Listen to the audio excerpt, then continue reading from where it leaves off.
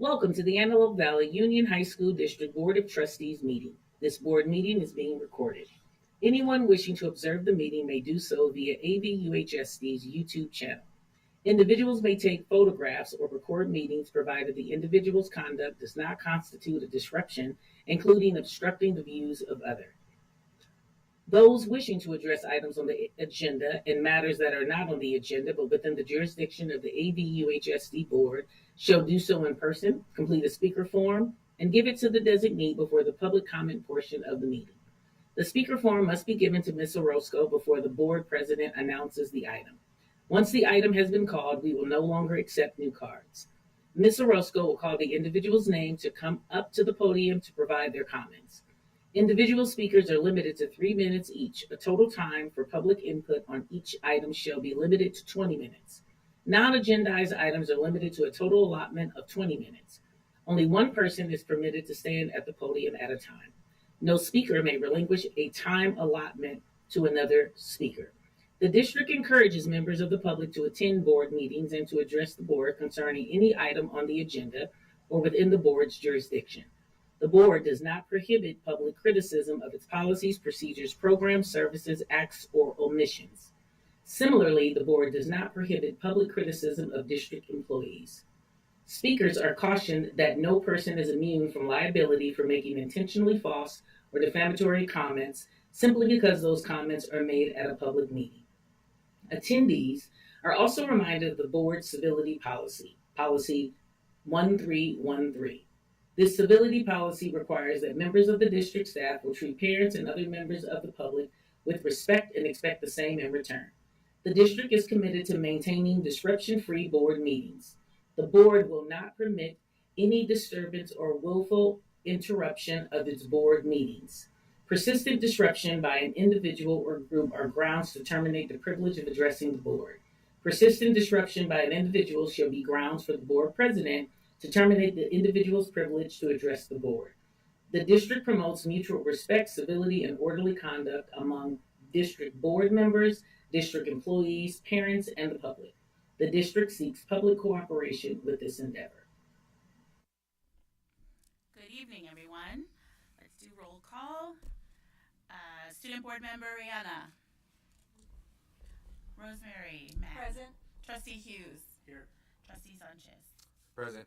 I'm here, and Trustee Hernandez will be here later. Okay, she'll be here shortly. If we can stand for the Pledge of Allegiance, Mr. Sanchez. Please stand. Put your right hand over your heart. Ready? Begin. I pledge allegiance to the flag of the United States of America and to the republic for which it stands, one nation, under God, indivisible, with liberty and justice. Thank you. All right, item D is Interschool Communications Council. The Board of Trustees will meet with representatives of the ICC. Welcome, everyone. Good to see you again. Happy New Year. All right, so who do we have in the house? Which high schools? We have Miss Hernandez. Oh, Ms. Hernandez. Trustee Hernandez has just walked in the door. Good evening. Coming in with style. Fashionably late. What schools do we have represented today? In the front? East side, okay. And Palmdale. Sora Palmdale, you said, or Palmdale? Or Palmdale. Sora Palmdale. AV. Great. Little Rock. Awesome. Courthill. Soar High School, Lancaster. Lancaster High School. Nice. Yes? All right, well, welcome. Okay, so it's my understanding that the superintendent gave Rihanna and the ICC the topics that we wanted to discuss with you. The first is our school climate. And as you know, this board is very eager to really hear what's going on in our schools and at the sites. So the first question is, what have been some highlights on your campuses? And then the second is, what are some concerns on your campuses? Feel free to answer one at a time or both together, but we definitely want to hear both eventually. We have about an hour. Is it, oh. Good afternoon, Board of Trustees. I'm Valerie from Antelope Valley High School. I'd like to highlight our student engagement. The students that I have talked to had the students and teachers that I reached out to had said that there was a what is that word? Sorry, increase in student engagement. So because we do the otter pops, we have noticed that the students, since we give out the otter pops to students who participate in spirit weeks, so the students have started to come out and dress out. So I'd like to highlight that. Um, so yeah. Also, I'd like to highlight the Loeb Center. So the Loeb Center has become one of our safe places on campus. So the counselors have noticed that when students are struggling with like educational and stuff that they want to do with their careers, they tend to go to the Loeb Center, and it's just all like safe and welcoming.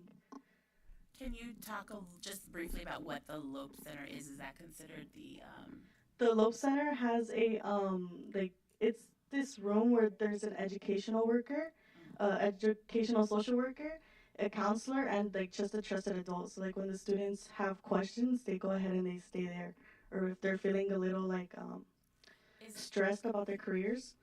is that the student support center? No. It is not. Oh. It is a location on campus where our counselors are housed. So we have Counselors, okay. And it's a nice space for kids Yeah. to go, and our educational Oh, okay. social workers house out of that space as well. Okay. Yeah. Great. Oh, okay. Yeah.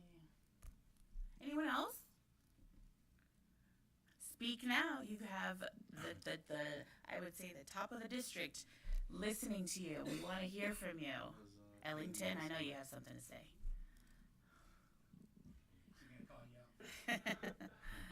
As Soar High School Lancaster, from in terms of the climate to the people I've talked to, I know we're having a Spirit Week right now. I would say I'd like to believe it's because we're just coming back from the break, but not as many people are participating. When I talk to people in my grade, they often are like, okay, well, we just came back. They're not really looking out for that type of stuff, but I think it's just we're getting more into like the kick of things, and it's kind of a slow start, but we're gonna get there.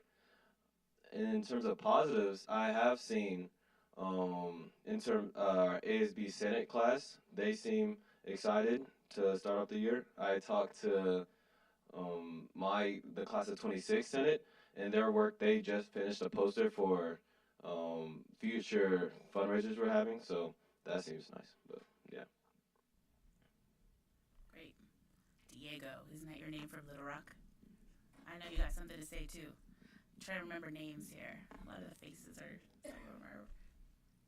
Good evening, members of the board. My name is Diego Tanori from Little Rock High School. I would say, as of right now, Little Rock's high school climate has been relatively the same, relatively neutral. Unfortunately, today we did have two fights. So that is a negative. We had two fights that kind of did bring down the day, but it also kind of highlighted a good thing about our school climate is that our security has been really getting on top of their game. They've been very active, and they did a great job with those two fights of stopping them as soon as they started. And that would be a positive of mine. That's about it. Not too much. Thank you. The fight. So the fights you said today, unfortunately, Yes. it happened. Does that hinder the way you feel on your campus? And not, I know you can't speak for all 1,000 whatever students, but for you or your people that you've heard around about, or has it just become norm?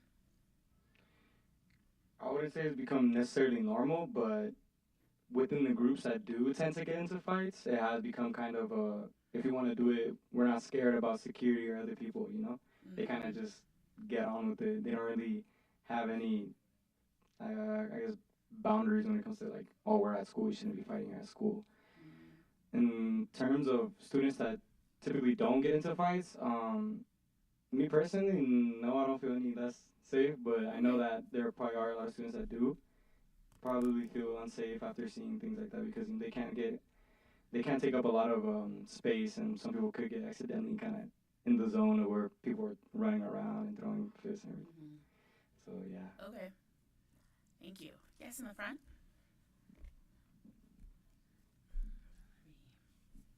Hello, members of the board. My name is Gasia Manjikin, and I represent SOAR Palmdale High School.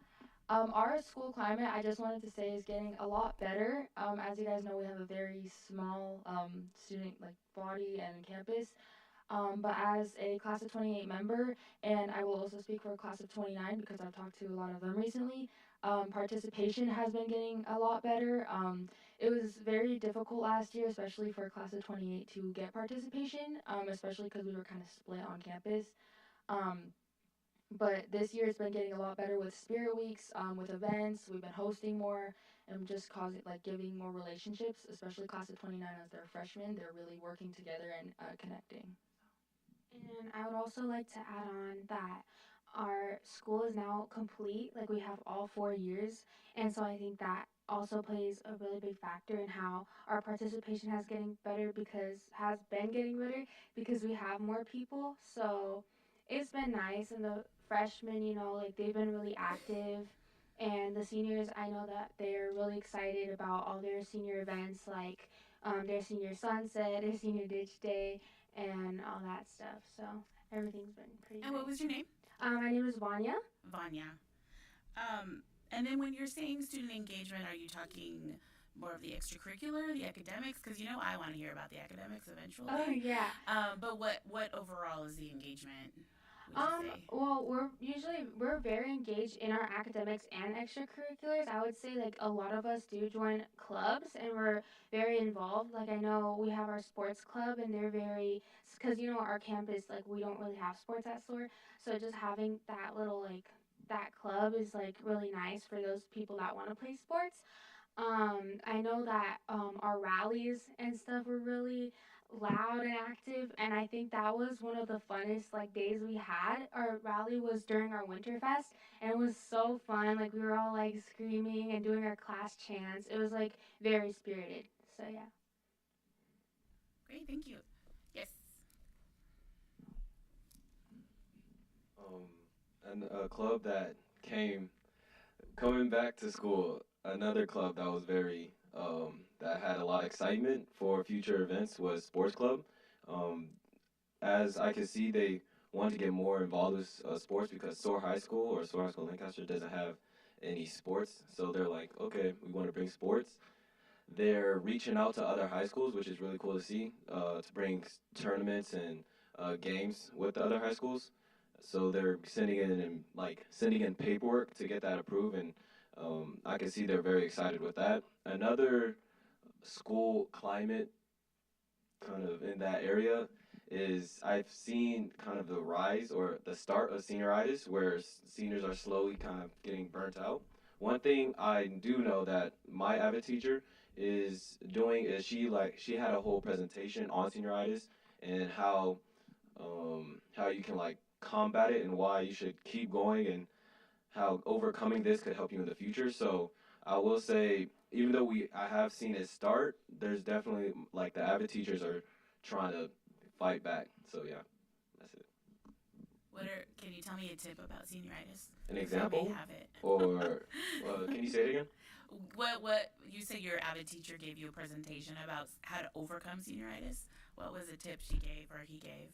Well, I would say it was mostly on how it will benefit you if you overcame it. So it was how coming on time on school, when you get in a job, it's not, you don't get tardies when when you have a job, if you are late to your job, there's a high chance or there's a chance that you won't get as many chances as you get at school. So it was just things comparing it to real life and how being on time at school, doing your work on time, and um, continuing to be a good student will like benefit you in the future. So And yeah. and when you're late to work, you'll get fired. Right, Yeah. Rosemary? Am I right? So Not unless you everybody own be the on business. time. That's great. Not unless Yeah. you own the business. Thank you. Any exactly. Anyone else? I'm Bella Me from either. SOAR Lancaster. Who's talking? Something Oh, I see something you. I wanted to add was that within that AVID, something I think other AVID teachers should also do in the district is that she had us fill out a paper and she asked us questions. Like one of them was, why do you feel that you're not as locked in, like like focused? And you would basically put it down. And she made every single one of us in the classroom like answer like 4 questions, and it was like, what should I do to help you guys feel more excited? And so what she's doing now is she's looking over each paper, and she made us handwrite it because she's like, I want you guys to go back to the old days and like do it on paper. And she's gonna like reflect on it, and she wants to write like comments and feedback just to like motivate us, but that way you feel like you're individually having a conversation with her. And what is your teacher's name so we can give her praise? Oh, it's Stacy Jefferson. All right. Yes. You guys hear that? Right. Make sure you guys. Mr. Nehan, I have a question as far as the AVID. What's our percentage of students that are in AVID? I'd have to pull those numbers. It's a district, we have avid everyone. Right. I believe both of the stores are avid based. Right. Based in Louisiana. If I can pull those numbers. Okay. And use them as- Because I'm just wondering how we could. Because I love this idea to actually have this more engaged interaction, conversation really with the students, but how to scale that up,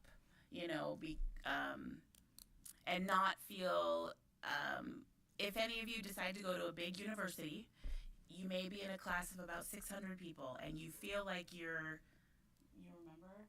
Yeah. Anybody remember? You feel like the professor doesn't even know your name. Right, but once you start to talk to them at a smaller, the community college or smaller groups, it changes the dynamic completely. So if we can have that, what our SOAR smaller sites are at all of our schools, that could be something. Both stores and the comprehensive campuses. Avid's really like a family on campus. It's exactly what you're talking about. It's a smaller school. Mm-hmm. Kids have study skills, but they also have kind of that family environment. Mm-hmm. Who in the room is AVID? Oh, it's not very many of you. Well, 7. Okay, everybody needs to be an AVID. Mr. Nehan, make it happen, please. The first requirement of Avid is that they have to be in the volunteer. Oh, you guys want to be an AVID? Please. I want 95%. I got goals. But anyway, all of you are you, whoever did not raise their hand, are you aware of AVID? Okay, so you at least know about AVID. Oh yeah, no. Diego Sante again from Little Rock. Me personally, I would have loved to join AVID, but I wasn't aware of it until beginning of my junior year. Beginning of your junior year? Yes, I was not aware of it at all. Why do you And think I that? only found out because, I'm sorry, what did you say? So why do you feel you weren't aware? Maybe, No, I know, but maybe just ignorance, honestly. But at the same time, hear me out. yeah. I found out from my friend that was telling me, oh, one of my classes is very difficult to AVID, and I'm like, what's AVID? And she describes it all to me, and she explains how it's kind of like college prep class, but if I remember correctly, my freshman sophomore years, I was looking at like the class options and what I could do, and I don't remember seeing AVID as an opportunity or like a possibility for me to take, or it being pushed at all at my school. You should join AVID, incoming freshmen join AVID. I didn't hear about that at all, and when I asked her about it, she said the only reason that she got into that AVID class was because she had an older brother that was in it, so he did kind of everything for her, like trying to get her in there. Right. So yeah, I was very like late to being aware about that. Okay. Are you in it Personally. now? Oh no, you didn't raise No, your hand. it's too late now. You can't enroll now. No, as a senior, it's too late to enroll because it's already last year. Okay. Madam President, I just wanted to identify that our great esteemed colleague from Waller, the law firm of the Waller Law Waller Firm, the Ball? has entered the room. Good evening. And feel free to come up if you would like. You're good? Okay.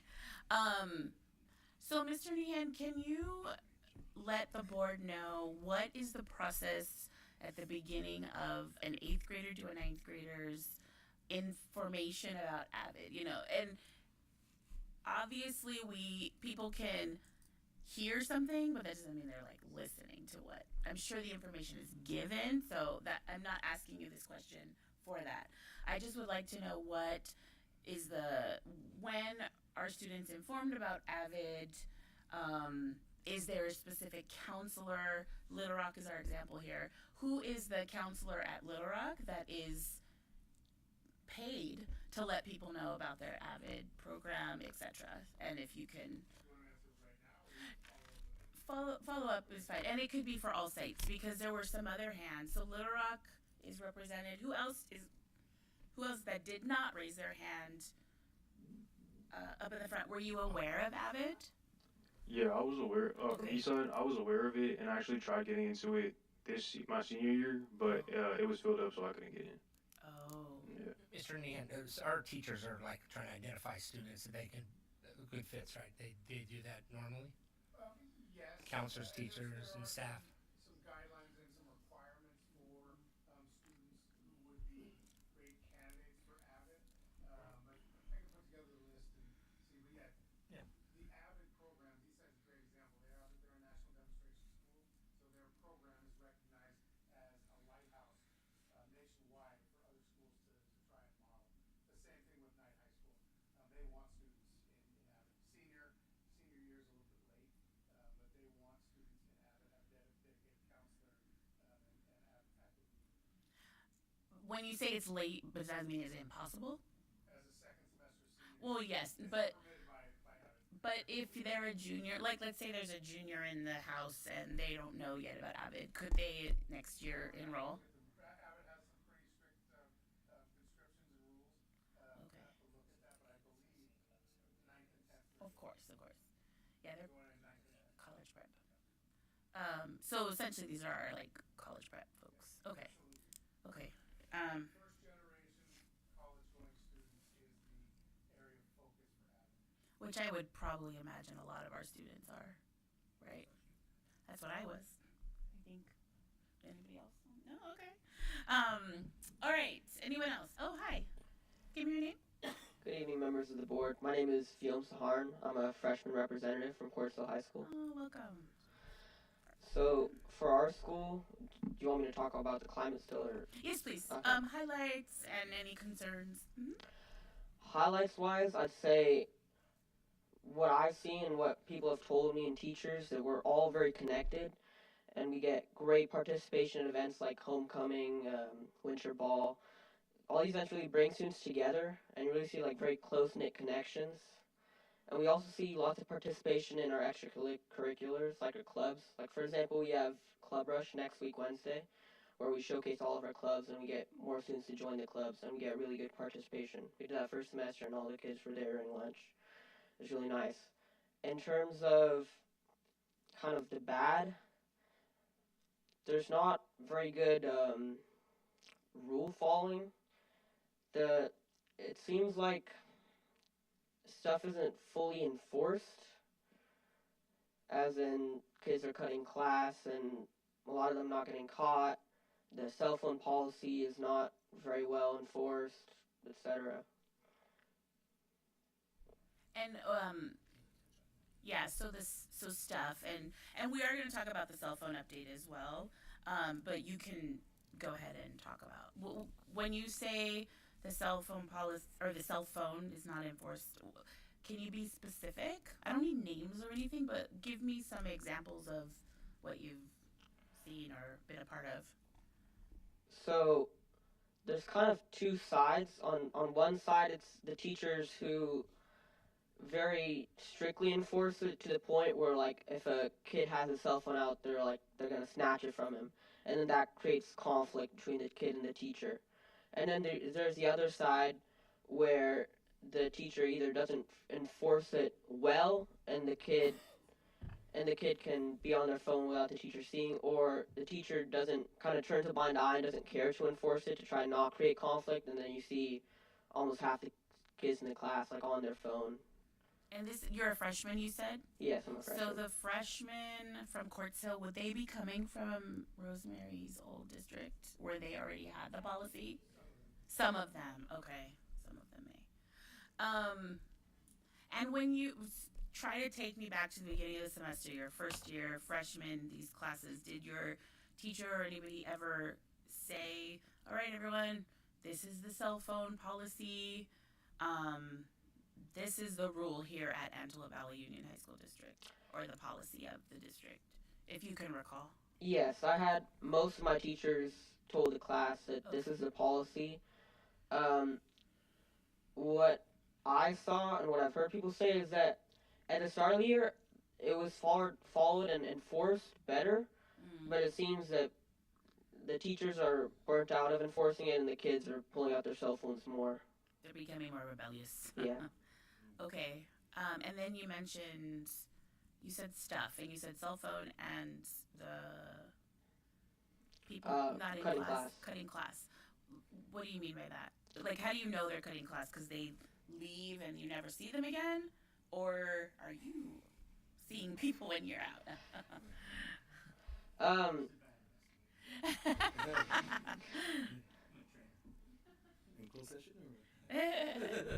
No, I mean, like, do you just get told? People tell you? Yeah, I don't have a lot of expertise on this, but No, I know. I was joking. I was joking with you. Secondhand. I know you're a freshman, so I want to thank you for your honesty. I know. I think that it's a very it's something we need to hear, and coming from a different school into a completely different atmosphere, I know you're probably having a bit of a culture shock. Yeah. So thank you for sharing and for being honest and candid with us. Which middle school did you come from? Hillview. Oh, nice. Okay. Well, I'm so glad to see who else is a freshman in the room? So I'm so glad to see you here, and let's hope that you continue to be here for the next 4 years. Anyone else for this first question on climate, school climate?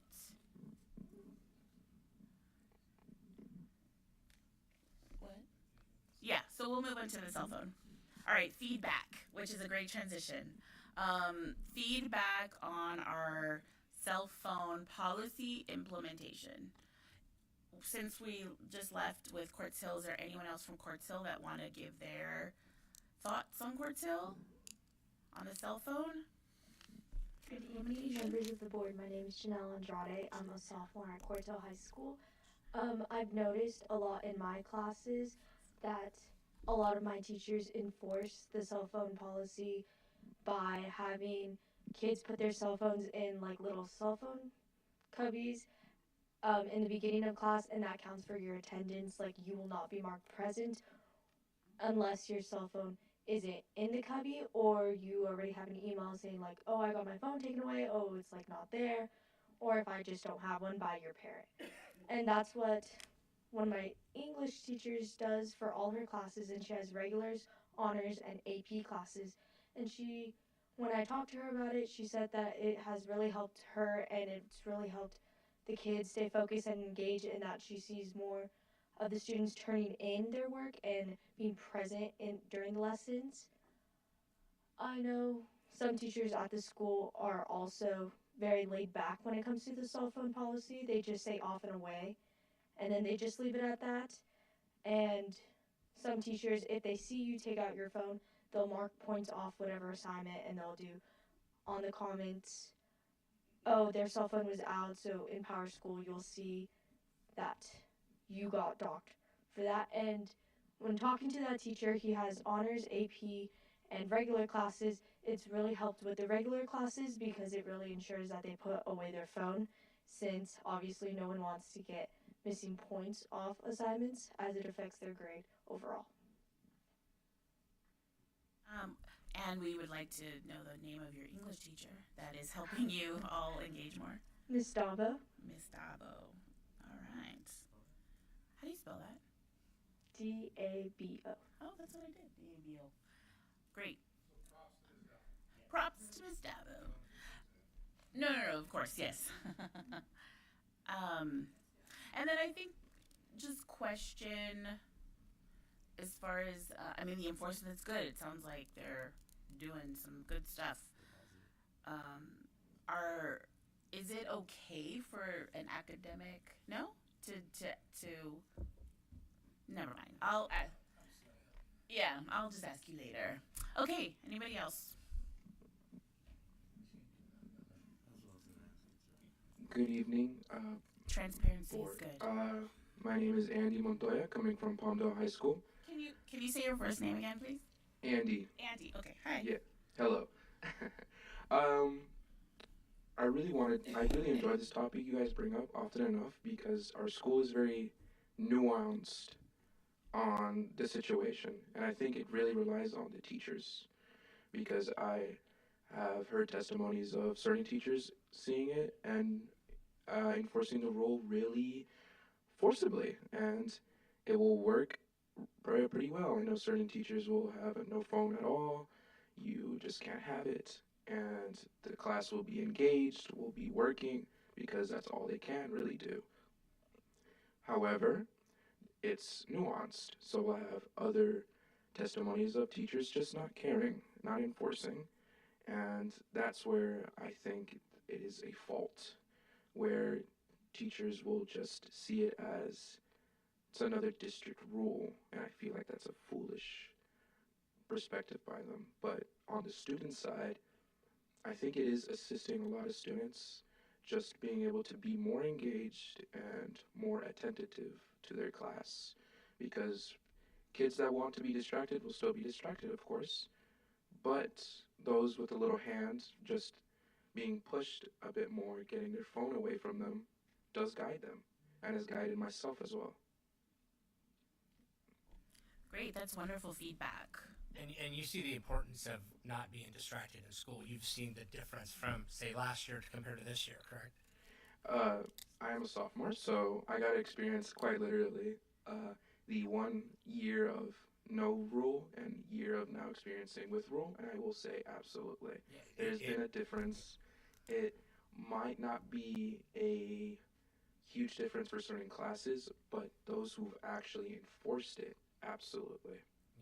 And I think that's why the state passed that law, because they've seen, we want to get our test scores up and we want our kids to be engaged and educated.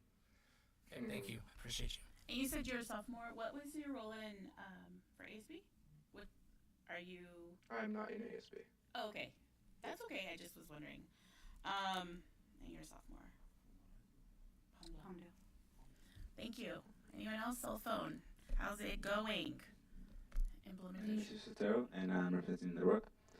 The phone policy at Little Rock High School has been almost like quite the same. It did die down a little since the beginning. In the beginning, they did implement it a lot, but in the classes that like the teachers that I went to go talk to, they did have like either trays or cubbies, some things where the students could like I guess if you want to say like, oh, if they have it out, put it in the tray, or as well as put your phones in the cubbies before class. And I feel like the teachers implement it a lot.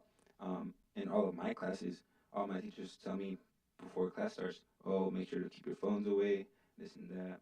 And especially my AP teacher, she gave us she said, oh, you guys have 3 strikes, right? The whole class.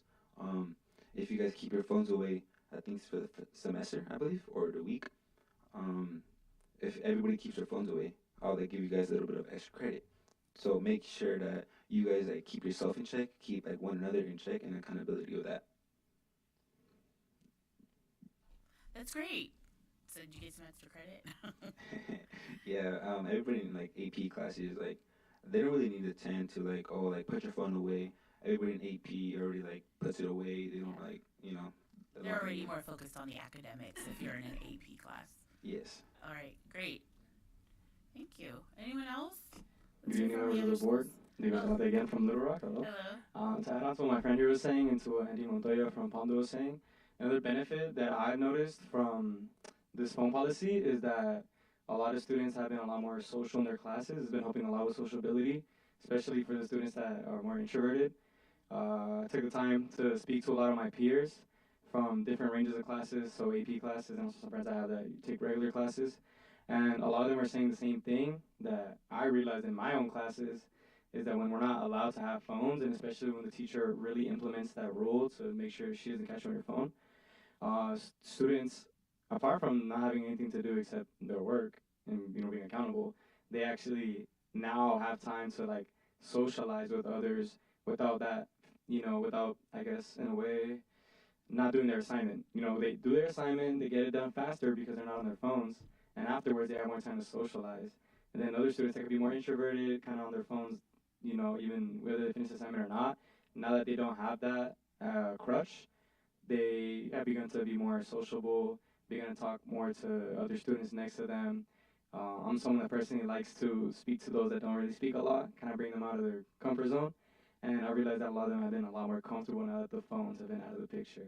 So sociability has definitely improved, at least from my experience and the experience of my peers at school. Thank you. That's great to hear. Thank you. Oh, yes, please. Go ahead. Okay. Yeah. Okay. I just wanted to say that Highland wasn't able to be present today, but I did speak to some of the teachers and staff members.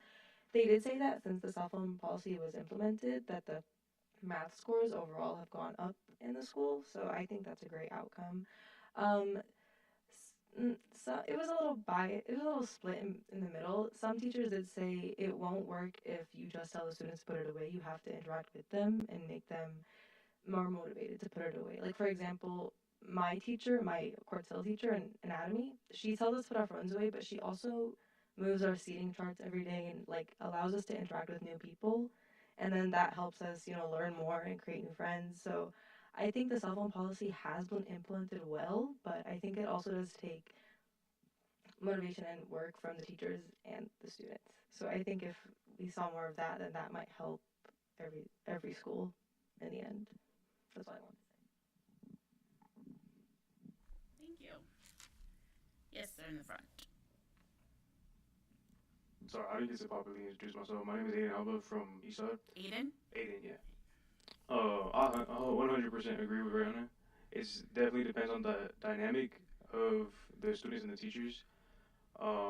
In the classes, there's some who are more laid back with the policy, some who are more strict with the policy, some, uh, like Rihanna said, some who switch the seating charts every day, and it does force the students to be more participate, like they participate more, and she always has us participate in like live discussions and stuff. So we're we're actively like interacting, like everybody's talking, So she's putting people on the spot, so you don't really have time to be on your phone, And there's another teacher who literally will they see a phone, they have like a sign that like the no phone sign or whatever, go up to the student and just like put it in their face, and like repeatedly like every time he sees a phone he'll do that.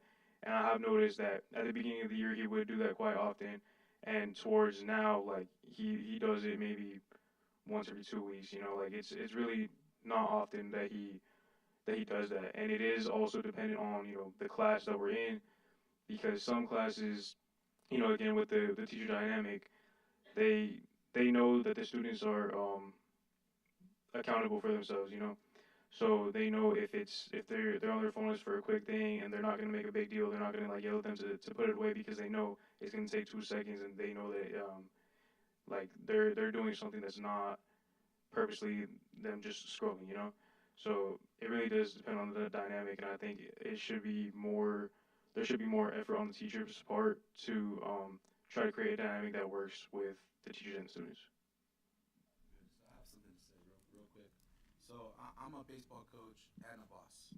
Okay, so there's characters. Each one of you is different, and some of your inmates, fellow students or classmates, are rebellious. Yes or no about the cell phones, right? So work together. I think that will be the best thing, and I think that's what you're talking about, versus just being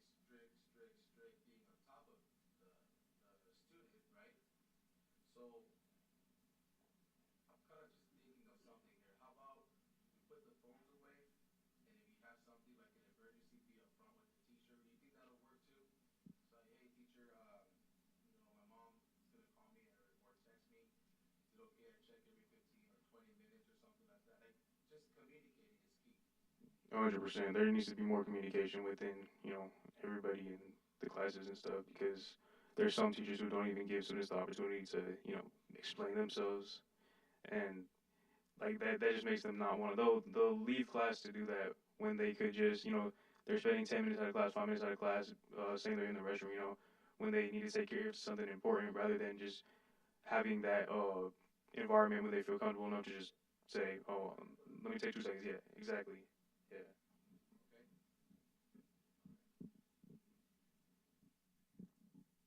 Good evening, Board of Trustees. It's Valerie again from Antelope Valley High School. Um, I myself and the students and staff that I've interviewed have noticed that the cell phone policy just isn't effective. So there's teachers that have already enforced them or just like enforcing them more. And there's some teachers that are just saying that since it's a law, we should put them away, but they're turning the other eye. So there's some teachers that don't really like put an effort into enforcing the policy. But I have noticed, and many other students have noticed that there's certain teachers that will put that effort into enforcing it. So they buy like um, these metal boxes, and they call them like prisons. Like yeah, like phone prisons. So you kind of have to like if you get asked once to like put it away, and the second time it's just gonna go up. But I have noticed that that does cause a distraction sometimes because it takes away from the learning environment. Because you're just, I get distracted getting watching the students and the teachers go back and forth about the phones. So I do think that it has its ups and its downs. What year are you again? I'm a senior. Senior, okay. Yeah. So you're seeing, and the student or the other, your fellow classmates in general, is it your grade only, or have you talked to all ages, all classes? Do you want to touch on that? Good evening, members of the board. My name is Elena Flores. I'm a sophomore. In my class, my teacher personally, it is very distracting because he gets a paper bag and he staples your phone in it, and he doesn't give it back until the end of the period. And then I have another one who takes off 2 points of your citizenship grade whenever he sees your phone. And the paper bag is every student, or only if it's seen? Only if it's seen. Oh, okay. They'll grab it, put it in a paper Yes. bag, and staple it. Yes? Yeah. Correct. Okay. I do want to give props to the teachers and the creative ways that they're trying to enforce these policies. It's really nice to hear that they're doing their best, and thank you for sharing that. Mm-hmm. Thank you. Anyone else?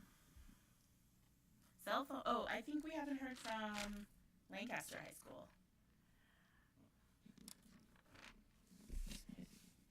Voluntelli. Hi, good evening. My name is Brianna. I think it's been an issue, yeah, for mainly the gen ed classes. Just like people are just not listening. Kids are not listening to their teachers, and a lot of the teachers I feel like lost hope. Like since the students don't want to listen, then they just don't really care anymore or implement the rule as much. But I think me personally, I'm in mainly AP classes. None of my teachers are really strict on it, but the kids do know not to have your phone out or not to use it when you're doing work. I think I do have teachers that also like will take points off. Like I don't know if you've heard of like Class Bank. So like it's kind of like a system where you like they give you money. It's like yeah, it's like a website. It's like online like coins or whatever, and you have to have like a certain amount of money by the end of the semester, and it's like a grade. But like if you have your phone out, they'll take away money. So it's like some of my classes they'll like give you punishments if you have your phone out. So I think that helps people not have their phone out. But yeah, I have talked to or I've heard some teachers say that it's mainly an issue in the gen ed classes. And what grade were you? Are you? I'm a senior. Senior. Okay. Yes, in general, ed classes are going to be different than an AVID course or AP course, but it's good to hear the entire comprehensive part of the school. Were you going to? Yeah, definitely. We want to hear from all because I think we've mentioned a couple of meetings or work studies before that you are all like the creme of the creme, right? Yeah, pat yourself on the back, everybody. But it's great that you're also. We want to hear from everybody. There's what 22,000, well, 19, 20,000, about 20,000 of AVUHSD students, and we hope to hear from a lot of them. There's only 15 here today. It's normally there's more of you. Is the communication or the invitation not received well? I think we're on the off day, probably. They all have jobs. We're coming up on AP testing, things like that. So they have a lot of obligations, sports. Well, thank you for all making the time Yes, to be thank you here. for making the time to It's speak really to us. important.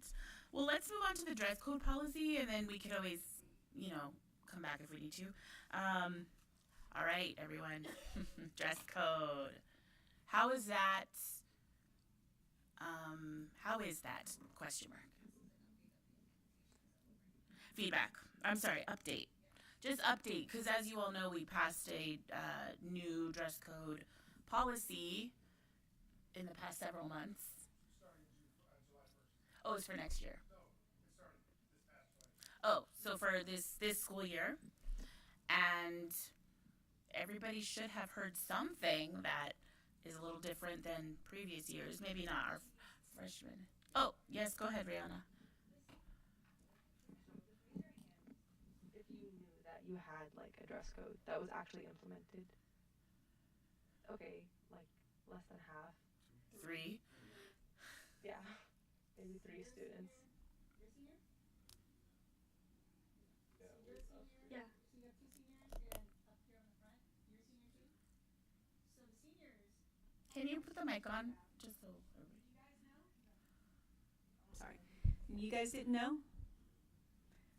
Why not? Well, Just here's kidding. no, that's not what. No, I'm We have kidding. signage at all of our campuses, correct? Right. Yeah. Yeah, we have signage at all But of when our we campuses. discussed it, we had a large group of, we had Non-effective a signage. presentation. Presentation. We had a presentation. Not we very had, effective. You mean here? Yeah, Yes, here. yes, We had a presentation. We had students. We have signs, I know. We had a social media campaign. Yeah. It's been well advertised on all of our campuses. So I guess the question is that, it's good that it's an update, but how else do we get the word out? I know the seniors, you guys are leaving, but when you leave, there's another set of students coming in. So I guess that would be the question is like, what else can we do as a body to let everybody know? Hi, I'm Bella from SOAR Lancaster. So we were aware of the dress code only because as incoming freshmen, we were given a presentation, and I remember that story was basically given out, and it kind of just stuck with us, like moving forward. But at SOAR, everything is honestly like it's okay. Like there's no problems with it. Everyone just knows like what not to wear, and no one really like tries to like test like the limits of it or anything.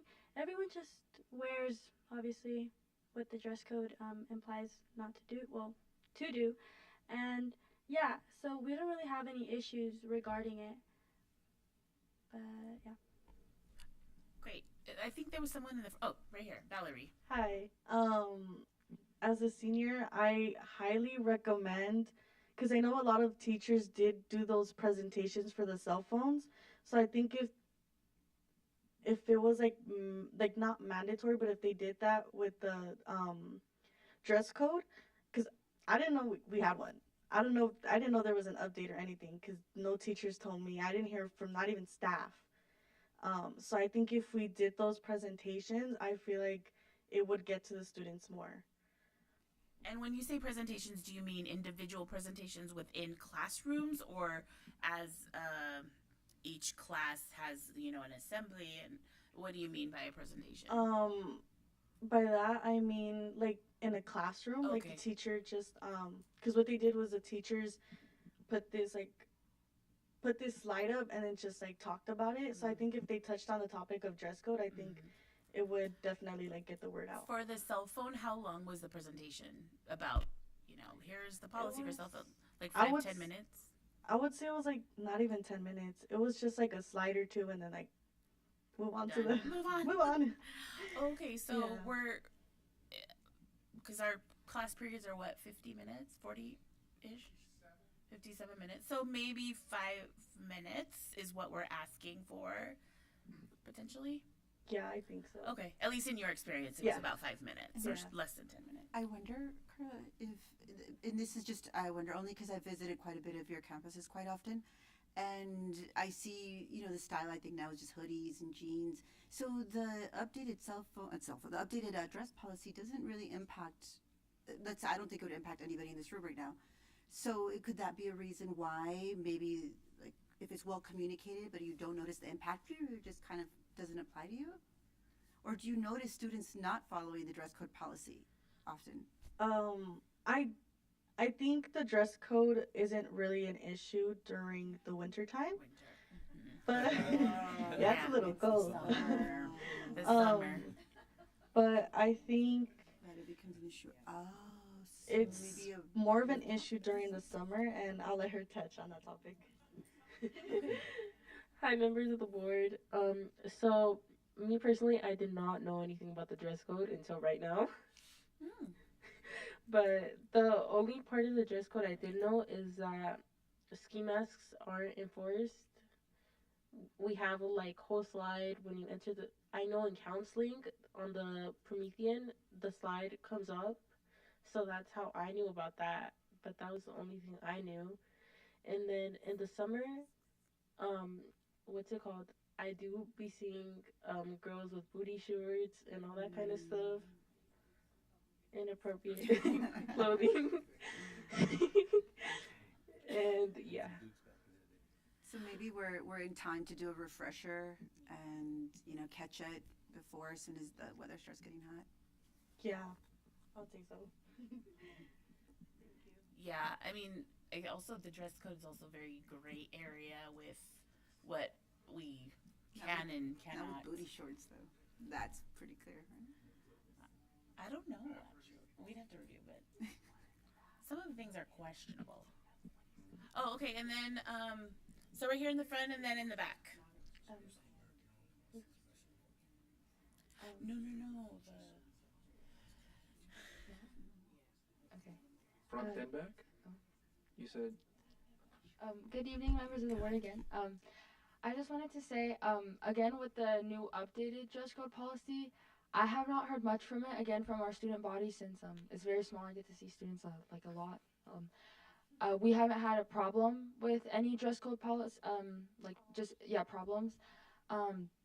But I will say something that helped a lot, especially with our upcoming freshmen, especially because I saw it last year in summer school, like during health when I was taking PE, some students were wearing out of dress code clothing, but something that really helped was our freshman teachers really implement the dress code policy like right off the bat. Especially with health, like we obviously have to take it first before we get into school. But after that, it's kind of been stuck in my brain. Again, I haven't heard of the update, but in general, I have just known about the policies in general and everything because I think freshman teachers especially should implement it a lot because it really does help. Did everyone, just before you speak, everybody, in my understanding, gets a planner at the beginning of the year? Yeah. And in there, if I'm not mistaken, is the dress code. Yes. Yes. Okay. So every student, has it in their pockets. Yeah. If you ever want 5 minutes to read it, just take the 5 right here and then in the back. Oh, yeah. Auntie. So, I'm sorry, just a second. So, there was an email sent out to all the students, and this was back when? In August. Who read that email? Clearly no. Obviously not. I read it. We saw it, but yeah. But I think to Mrs. Hernandez's point, I think that we need to either run a campaign going into spring where this needs to be a highlight, as well as a refresher course for the cell phone policies. There's no other way around it. You know, I only think about what connects with the youth, and if it's not an influencer, then, or if it's not something that it's in front of you every single day, it's not going to go anywhere. You're not going to remember. It takes 30 days to create a habit, and it takes another 30 days to make sure that you don't forget it. So it's going to be a constant reminder up until summer school's over, and then about, in my opinion, going into the new school year with the freshmen, emphasizing with the freshmen, because by that time I think the juniors and the sophomores and the seniors would get it. But I agree. And with the cell phones, we meet with the principals on Tuesday. We'll readdress this and ask them to take this back to their staffs. We're testing a couple of different options for teachers to have secure lockups in their classrooms at 2 of our campuses, Mr. Vensko. Yep. So that would be a right now. Spring we want a time with warmer weather, and spring brings a lot of energy to campuses and lots of other challenges. Especially with booty shorts. So. And yes, so that sometimes complicates things worse. Yeah. But that would be a good time to start reminding our students about our dress code policy and put a campaign together. Yeah, and from what the kids were saying, and from what I'm seeing or hearing, is that there's just a lot of burnout. They're burning out. Like, how many times do we have to tell you? Well, unfortunately, you have to tell them all the time, no matter what. Tell them until we don't have to tell them anymore. Right, until they walk down that aisle, they graduate. Yes, absolutely. Madam President, a real quick time check is coming up on 6 o'clock. Great. We'll have right here in the front, and then Andy, I know, in the back. Okay, good evening, board members. I'm Vanya again. As a senior with the dress code, I didn't really hear much about it this year, but I know like when I was a freshman and stuff, like I know the senior class, we've really had that kind of implemented in our brains. I don't think really the updated version, but we haven't really had issues with the dress code because I think since that was so stuck in our heads, like I think from PE too, we kind of just kept following it. And if there was like an instance, like when like sophomore years, like when we were a few years back, the teachers would correct us on it, and it wouldn't really happen again. So I think it's going pretty well at our school. Great, thank you.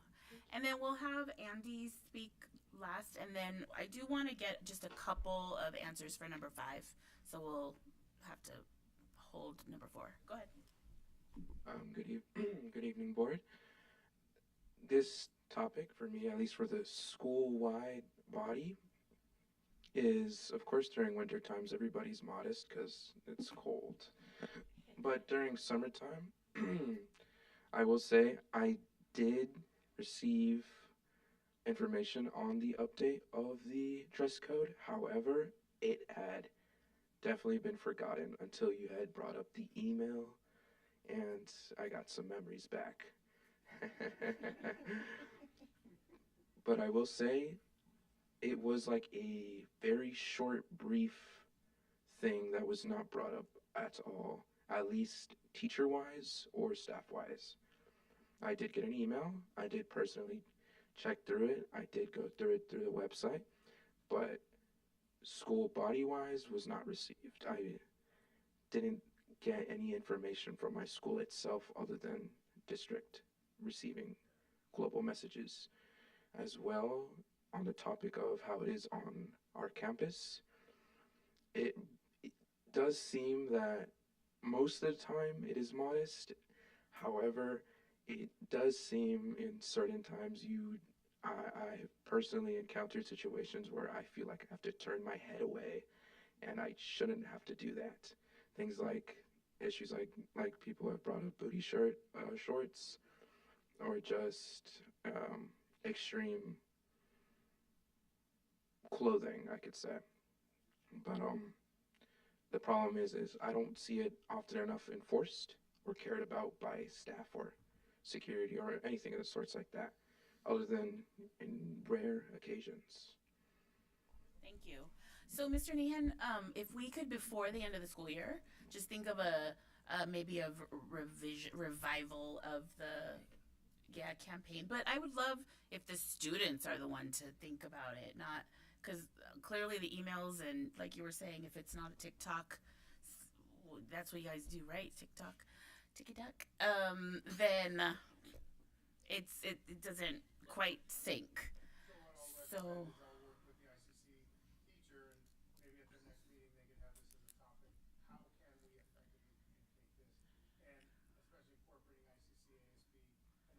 Yeah.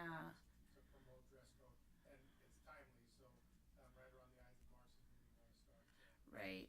Don't all the high schools have social media? Don't they have like a social media? Yeah, so I think maybe we should task them with like. Yeah, be creative and find something potentially. Okay. Number 4, everyone. I have not forgotten, and hopefully the next work study we could get to it, and maybe if you all could write down and give Rayana your ideas, because I know you probably talked about number 4, the exploring about site-specific engagement. What are some topics that you, as ICC reps, would like to present to the board? Anything additional than you already do?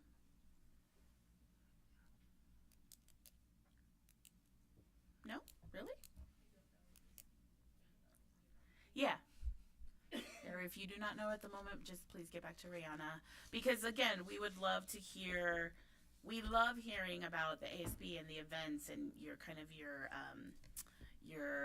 what is it called? Year in review. But there's other things out there as well that you may want to share with us, because not everybody can be Mrs. Hernandez going out to schools all of the time. You know what I think would be great is maybe if you could invite some of the clubs to come and do a presentation with you. You have some incredible clubs out there. Whenever I get to visit, I get to see the tables. There's clubs I didn't even know existed. There's a kindness club. You know, so I really enjoy hearing what you guys are passionate about. For students to come together and create a club, you guys are passionate about something. And sometimes it just may be 2 or like the robotics where there's a lot more students. So I think that would be a great thing, is to be able to invite some other clubs to come. So, yeah. In regards to the engagement, I'm still not convinced on only 15 students. I know that they have school and jobs, but we may have 19,000. How? This is from a class of ICC students only. How many? Only ICC. Students enrolled in the class. For this group. And they were all here last week for their regular monthly meeting. Yeah, it fell on the opposite day. Got it. Okay. So thank you for coming. Yeah, thank you for being here, all of you. Yeah, definitely thank you for being here. We appreciate you. And I believe our next one will be March-ish. April. But also, Rihanna, if you can at your next ICC meeting, talk to the students about a potential leadership forum, as we spoke about during spring break, because I know that was something that Mr. Nehan and I had talked about last year. Yeah. All right. Thank you. Thank you all so much. Thank you. It was really great to see you all. Thank you. Try not to get senioritis. Go to Ellington were you the one with the slideshow? To overcome it? Go see him to overcome it. Hey, Madam President, can we get WAALR? Yes, Mr. Jabari Willis, the baller, please come up. And good night, everyone. Thank you so much. Get home safely. Good to see you. See you next time. And can we take a 5-minute reset? You want 10, sir? 10 minutes, please. We'll be back at 6:15.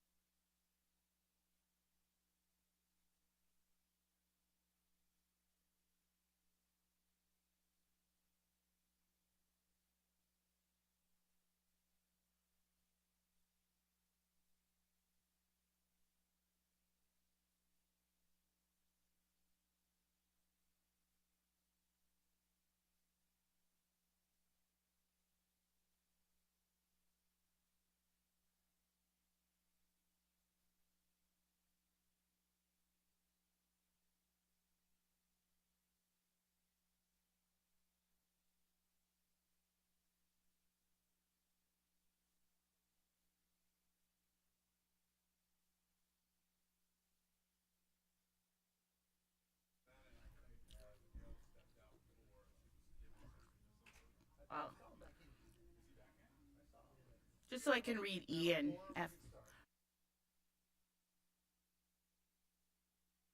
Public comments from the floor for agendized items.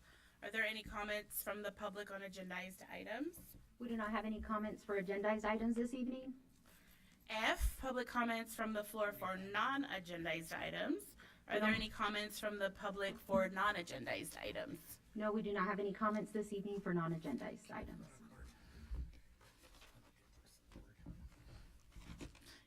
All right. We're moving to G. Waller. Governing Board Superintendent Work Study.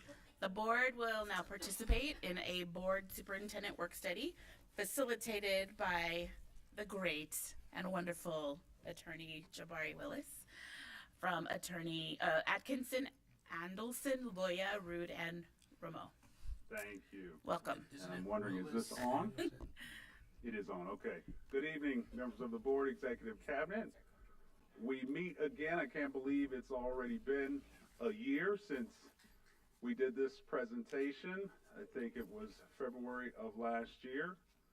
And so tonight we will take an overview of effective governance as well as an overview of the Brown Act and some of the recent changes that became effective on January 1st, 2026. Obviously, throughout the presentation, if you have any questions, please feel free to stop me and let me know. So our agenda tonight is to start with effective governance. We'll look at general governance concepts and an overview of the bylaws, communications, and social media. We'll also look at the overview of the Brown Act and recent updates and any questions and answers that you may have when we are done. So first, let's talk about general governance standards. And so as you can see here, board members should work with each other as well as the superintendent to ensure that a high quality education is provided to each student. The board members should do the following: continue to learn and keep achievement and learning for all students as the primary focus, value, support, and advocate for public education, recognize and respect differences of perspective and style amongst board members as well as amongst staff, students, parents, and members of the community. Of course, we act with dignity and understand the implications of demeanor and behavior. For lawyers, of course, this is important to keep confidential matters confidential, to participate in professional development and commit the time and energy necessary to be an informed and effective leader, to also understand the distinctions between the board and the staff roles, and to refrain from performing management functions that are the responsibility of the superintendent and the staff. Ultimately, right, the authority rests with the board as a whole and not with individual board members. So the role of the board and the responsibilities of the board are very distinct from the superintendent and staff. All board members are equal, and the authority rests with the board as a whole, not with individual members. It is the board's duty to set policy, vision, goals, and direction of the district, and it is the job of the superintendent to implement the board's policy, vision, and direction through his delegation to the appropriate executive departments. The board does not manage or direct day-to-day operations. A lot of us are visual learners, including myself, and so this is a little bit of a chart of how we break down board, superintendent, executive cabinet. As you can see at the top, we talked about policy, vision, goals, and direction. It is also the board's duty to hire and evaluate the superintendent. And from there, the superintendent makes recommendations and receives directions on governance decisions. He is the liaison between the board and the stakeholder. He also recommends cabinet candidates for executive cabinet and the administration. And of course, the executive cabinet is tasked with implementing the board's directives as delegated by the superintendent, and they supervise the day-to-day operations of their respective departments. Do we have any questions? All right, continuing as to effective governance. The protocols agreed to and upheld by the board and superintendent provide transparency and ensure a productive working relationship amongst all stakeholders. Again, confidentiality when required or appropriate, compliance with the Brown Act and district policies and bylaws, respecting and supporting the majority vote of the board, and listening and considering other points of view. The board shall work with the superintendent to fulfill its major roles, again, setting direction, establishing an effective and efficient organizational structure for the district by hiring and supporting the superintendent, overseeing the development and adoption of policies, establishing academic expectations, curriculum, and monitoring student progress, establishing budget priorities and adopting the budget, providing a safe and appropriate educational environment, and of course, setting the framework for labor negotiations so that you have responsible CBAs. All right, some specific areas, preparation for and attendance at meetings, discretion to table items to avoid late night meetings. You all seem to do a very good job with that. Effective and efficient board meetings with appropriate public comment, board self-evaluation, and goals for the district. Now, let's talk about public statements and communications from board members. Board members are allowed to express personal views in their role as community leaders and participate in public discourse on matters of civic or community interest. However, we need to ensure that your communications are consistent and demonstrate a unified message regarding district issues, and board members are expected to allow public statements to be made by the board president, the superintendent, or other designated representatives. And ultimately, if you are going to express personal views, to identify that you are expressing a personal view and that it is not a view on behalf of the district or the board. Also keep in mind when you are engaging in public statement that this opens the door for additional potential serial meetings. Remember, your communications are also subject to what is known as the Public Records Act. This may also include your own personal device if you are using it for district business. And of course, confidential information should never be transmitted via social media or any non-district server. That includes other attorneys, right? Indeed. that are not hired by us. All right, just check. The majority of the board is the unit of the authority over the district, and individual board members do not have individual authority. So, with that being said, individual board members shall submit requests for information to the superintendent. Individual board members will not exercise any sort of administrative responsibility with respect to a specific school site or any specific employee. And we also want to ensure that board members do not try to personally resolve complaints. And so a lot of times you will have parents and community members come to you with complaints that will fall within the scope of your complaint procedure. It is appropriate for those to be directed to the superintendent or the appropriate cabinet member so that they can go through the appropriate process. So just to clarify, if there is, let's say we have a parent or somebody from the community that says, I have dealt with somebody here on the board, let's just say Kevin, and I'm so upset with him and you need to do something about that. It would be appropriate for me to say, you know what, I'm just going to go ahead and give your information to the superintendent and you can address it with him. Absolutely. Okay, I just want to be clear. Absolutely. And especially if we were dealing with somebody on the executive cabinet, you would want it to be directed to Superintendent Egan. Any staff. Yeah. The same would apply. Yeah. Jabari, via email, because I know we all get them a lot via emails. So typically I'll just respond. I have a little auto respond that says something like, thank you for sharing this. I will refer it to the appropriate channel. Absolutely. And it's just, we take every email seriously, and someone will be in contact. Absolutely. Yeah, so it's just... You can take that same email and forward it to Superintendent Deanne, and then he has the individual's contact information and can either personally or have the appropriate staff member reach out with the proper complaint procedure and forms if necessary. Okay, but it's okay to respond in that manner. It is. It's just, I would not communicate that you are going to look into it or that you're going to be handling the complaint in any manner. Thank you. All right. comply with conflicts of interest rules. This is also a part of effective governance. Obviously, board members are required to maintain the highest ethical standards and act in the best interests of the district and the public rather than their personal interests. And so it's to avoid prohibited conflicts. Obviously, 1090, no financial interests in any of the contracts entered into by the board. Those would be considered prohibited contracts and void and or voidable. Must disclose and recuse where remote interests may exist.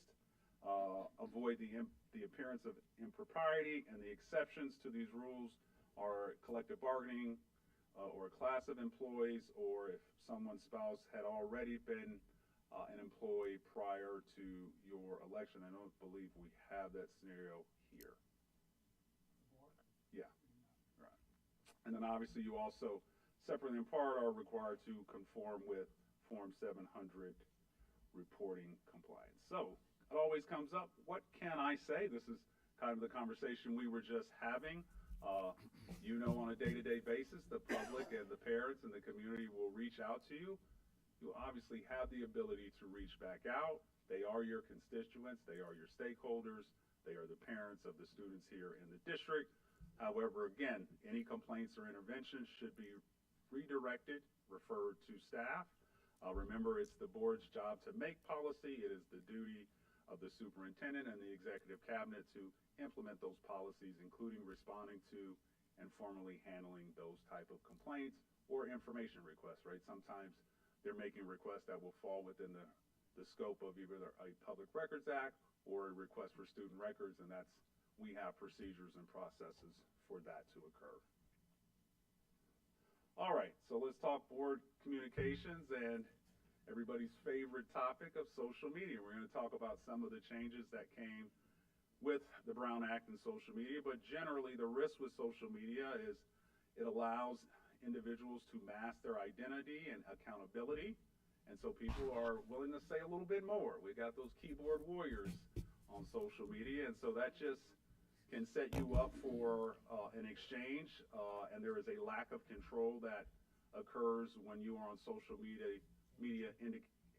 engaging with someone, and so we want to avoid Brown Act violations. Let's also, as I like to say, what happens on social media is in the cloud and will last forever. You know, people do checks, and you know, somebody said, you know, I see with these sports individuals, when they were teenagers, they made comments when they were teenagers. Now they're in college or the pros, and 10 years later, what they said in social media can still come up. And so just be mindful of, it's never going away once you press send or post. Limitations on posting on social media, just consider privacy considerations and prior consent. You have to think about FERPA, your board bylaw 9010, and just your personal social media account versus an official media account. Obviously with personal, recommendation, of course, you keep it private. I also see plenty of board members who will have as part of their tagline on their personal that this is my personal account. These are my own opinions. It's unrelated to my seat as a board member. You may have a second account for official district business. Just keep in mind that on your personal account, not to engage in district business because it still would be subject to the rules if you were having conversations about district business on your personal account. All right, and this is just a case that we like to share. This happened during the pandemic.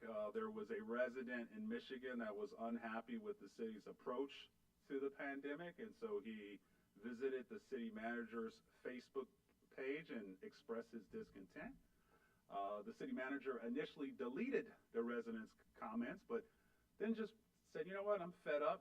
I'm just go ahead and block this individual from posting on my Facebook page altogether. The resident alleged that the city manager's page was a public forum, an official account, and so the city manager deleting and blocking him violated his First Amendment rights. And the court agreed. The court said that the public official's use of social media activity constituted state action under this federal Rule 42 USC 1983, and this is sort of the rule that came out of it, is that if the person possesses actual authority to speak on the entity's behalf and purports to exercise that authority when she he or she speaks on social media. And so, with this enforcement of this type of decisions, we may see more courts ruling in favor of public officials on these type of First Amendment lawsuits. So again, this is where we recommend and warn you be careful with your use of social media as it relates to district business. Jabari, a quick question. Yes. I know that Facebook has a prompt where it'll block anything with profanity in it. Does that apply to this? No, I think that is something that is beyond your control, as long as you would be able to demonstrate that you personally didn't unilaterally block the person because of comments they made related to district business. I think you would be in a situation you were okay. But again, I think the general rule, to the extent you can avoid district business on your personal account, the better off you will be. On social media, could a board member put up a post but not allow comments? And I don't know if there's a setting in I think there is. social media for that, but not allow any public comments, not be discerning or selective, but none. I'm going to give you the lawyer answer. It depends, because I think you're in that gray area of someone's going to want the ability to respond to what has been posted about district business, and just because nobody can respond doesn't necessarily mean it's not a violation of their First Amendment right. I think you guys have official district social media pages, and so that may be the way to go. Also, again, if you want to have an official board member page, just have a separate personal page and avoid engaging in district business on that page. All right, so let's talk generally now about the Brown Act and the purpose of the Brown Act. And we're going to get into the general rule and then the recent updates again that came into effect earlier this year. So the purpose of the Brown Act, I look at these 3 points. It's transparency, public access, and to conduct the people's business in public. And so transparency, it facilitates public participation in local government, as well as it curbs misuse of the democratic process by avoiding secret legislation by public bodies, i.e., no backroom deals. It allows public access. The California Constitution requires that the meetings of the public bodies and writings of public officials and agencies be open to the public. It has been liberally interpreted by the court in favor of public participation and governmental transparency. And it's the public agencies, your overall existence is to aid in the conduct the people's business. And therefore, the intent of the Brown Act is to aid in that and to ensure that the actions and deliberations of this body is done openly and transparent. All right, and this is directly from the government code. The Brown Act can be found at 54950 et al. The et al is just legalese, lawyer language, which means a bunch of sections after 54950. But this is the statement from here, that all meetings of the body of a local agency shall be open and public, and all persons shall be permitted to attend any meeting of the legislative body of a local agency except as otherwise provided in this chapter. And so those are the exceptions, such as a closed session meeting.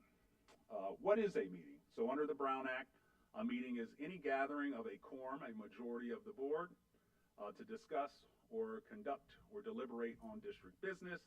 We, of course, must avoid what are known as serial meetings, and this includes standing subcommittees, but does not include an ad hoc committee, right?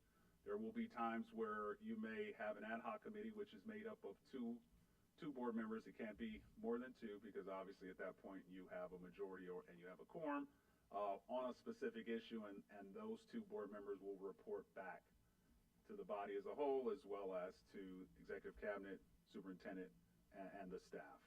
The exceptions to a meeting is if you go to a conference such as CSBA, where it's open to the public and you are not discussing district business. Purely social or ceremonial events, such as if you're opening a new building, a new school, you guys can all go there, and we don't have to agendize it as a meeting. And again, any gathering where there is no discussion of district business. The location is somewhere that it's open to the public, it's ADA accessible, and typically within the boundaries of the district. There are a few exceptions where maybe you travel to see a piece of real estate or to evaluate another type of program.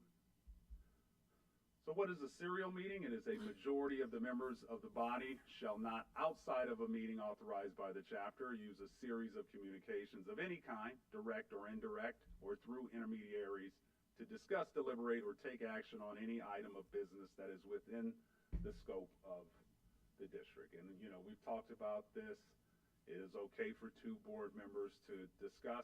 You can't involve a third. It is okay for Superintendent Nehan to discuss with board members certain information, but he can't share with you other board members' thoughts and deliberations, because now we're getting into the idea that we have a serial meeting. You're using him as an intermediary to conduct district business, kind of poll what is going to happen on a specific issue. So again, it's okay for staff to send out information to all at the same time. We just can't hit that reply all button with all of the board members. Quick, it's sort of on the topic, but not. We have 5 members sitting on the dais right now. There's some really good cookies in the back. 3 of them independently decide they're going to go get a cookie during your presentation. Does the president need to pause the meeting? No, because as long as they don't engage in a conversation about district they're not business, talking in the back. they are okay. And the meeting can continue, but no action can be taken without 3 on the dais. You have to have at least 3 here, yes. Just as we were talking earlier, made me think of that.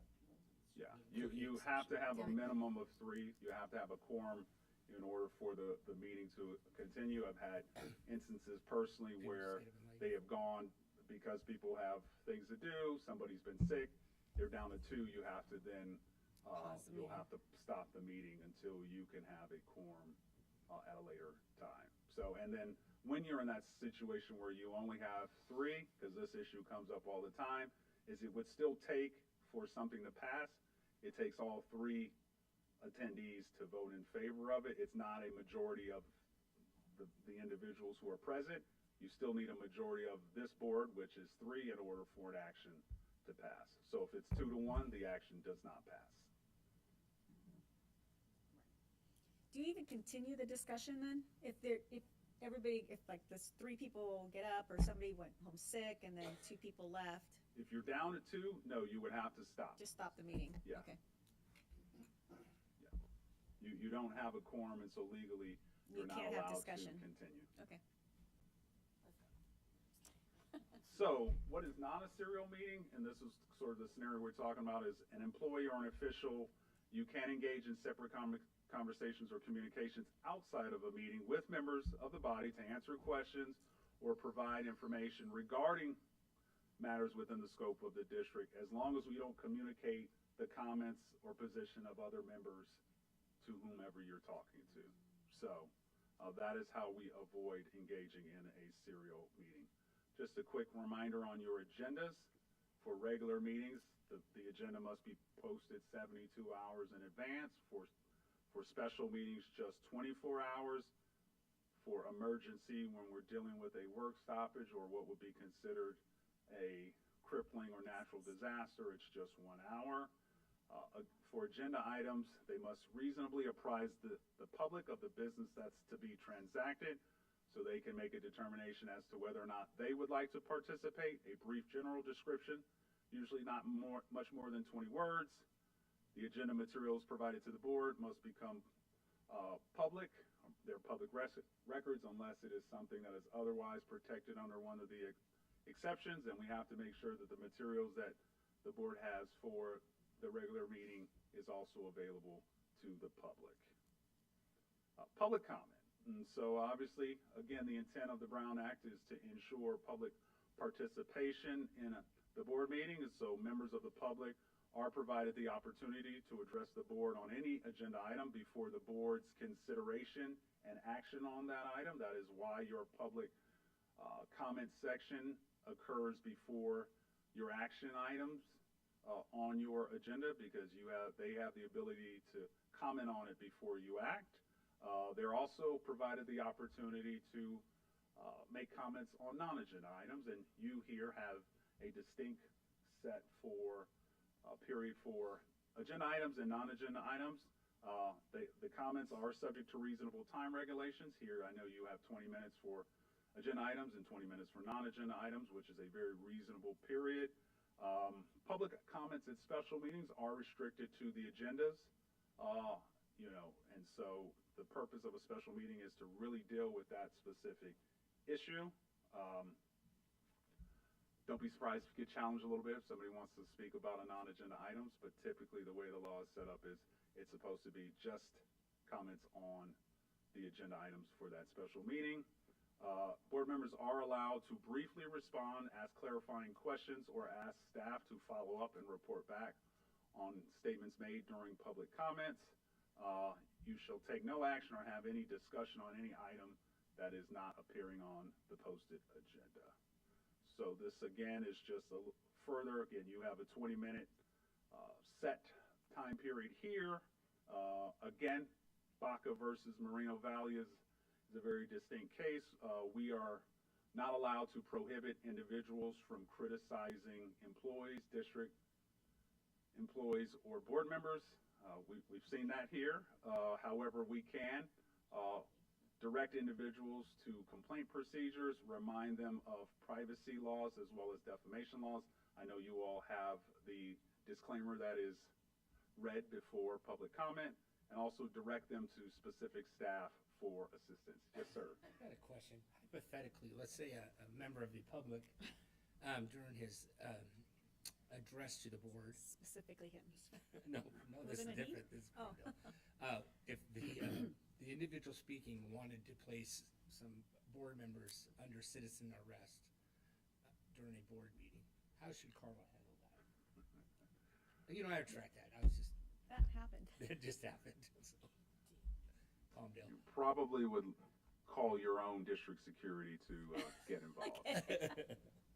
Yeah, Palmdale. It happened in Palmdale. All right.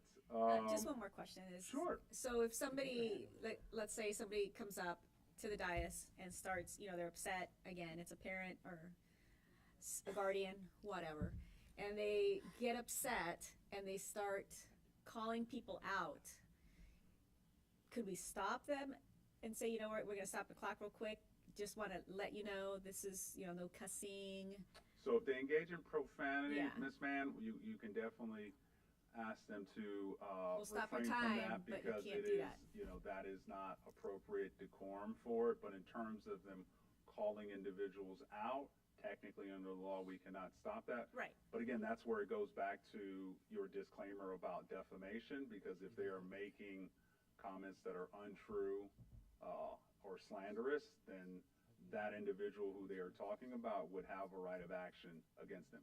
The district does so not we do have a- like a right of action where if somebody starts accusing, let's say somebody accuses me of doing something that I did not do, I have a right of action. You personally, so the Okay. district doesn't have an ability to act on your behalf. When it comes to defamation, libel, slander, you have to do it as an individual. The district doesn't have authority or jurisdiction as an entity. Okay, thank you.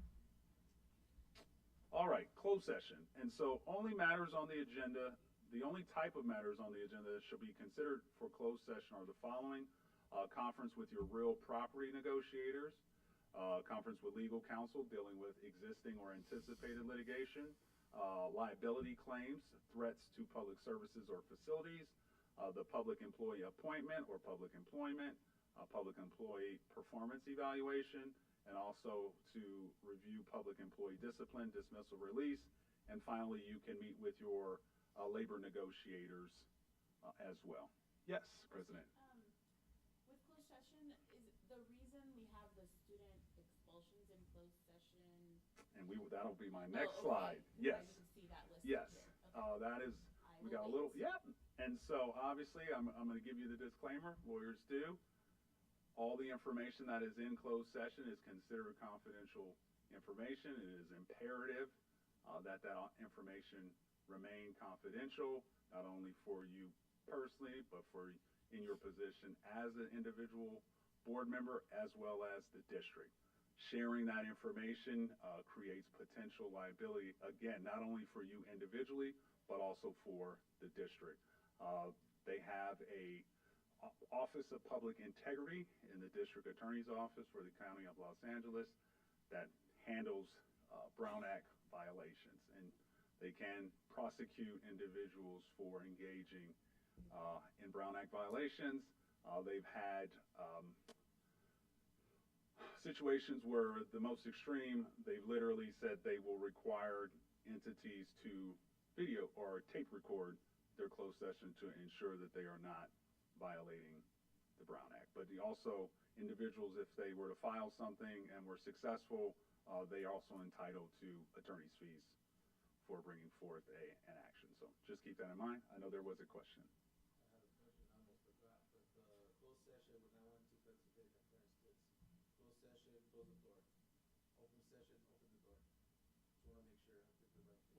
Oh, absolutely. I'm out of town. Yep, absolutely. With closed session, you close the door, you treat it as though you are here where it is in closed session.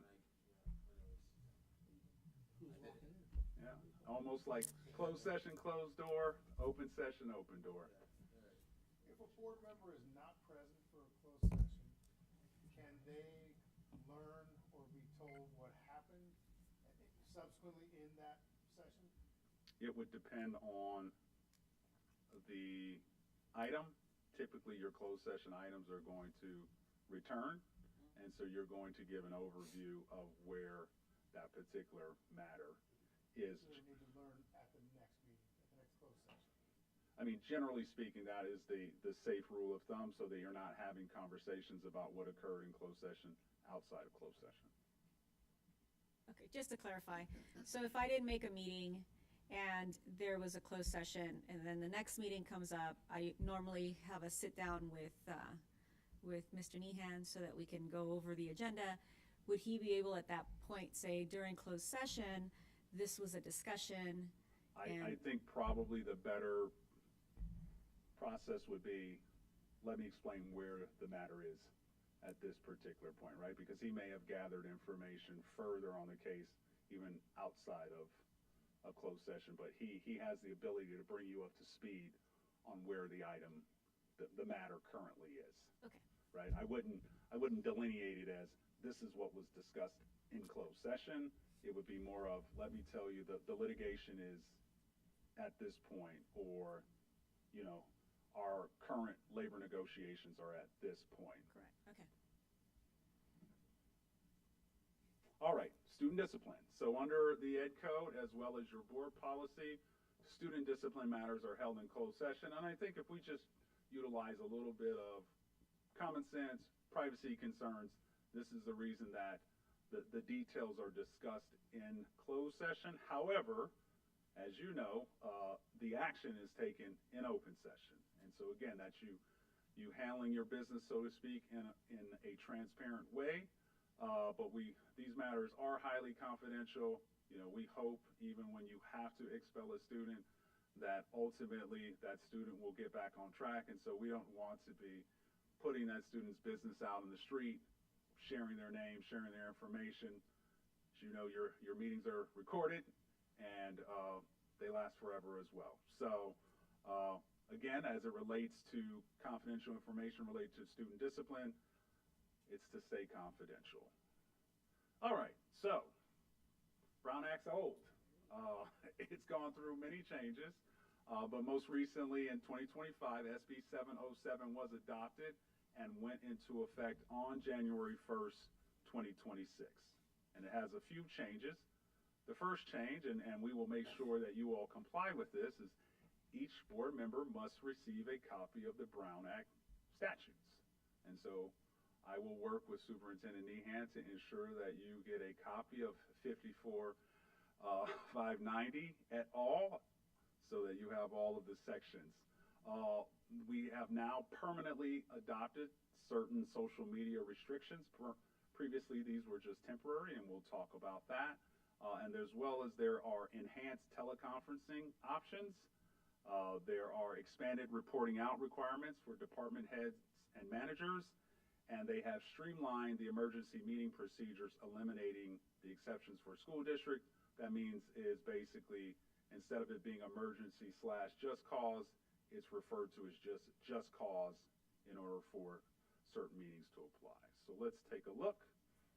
This, again, first and foremost, the changes we need to ensure that you receive a copy of the Brown Act. They want to make sure you have it. You know, it's like that parent handbook you have to get every year. Make sure that you receive a copy and you are informed. Social media use. So this is the permanent change. Board members may not use social media to discuss amongst themselves official business.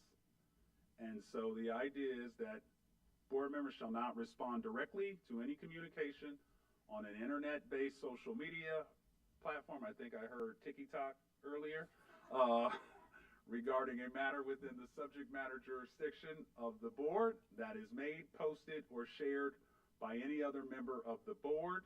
And the definition of discussed amongst themselves means communication made, posted, or shared on social media. And this includes, and this is important, comments or those fun digital icons that express reactions, right? So somebody says something you don't like, you can't put the thumbs up, thumbs down, you can't put the face with the smoke coming out of the ears, right? No all of that is emojis. considered to be a communication. Did you ever, while you were in law school, imagine that pictures would be prohibited? Like emojis, like what? What is this? I don't disagree, but I just, who I don't even know some of the, you know, I'm old enough now, I don't know all of the vernacular that is out there, so. That's almost akin to closed session, what you are referring to. So again, this is to any other board member. This isn't necessarily to a member of the public. This is just, you know, you see somebody post on Twitter or Facebook, a post, you can't go and comment on your colleague's post about district business. Now, if somebody has a birthday, you can say happy birthday. Again, I want to make sure it's district business, official business. Yes.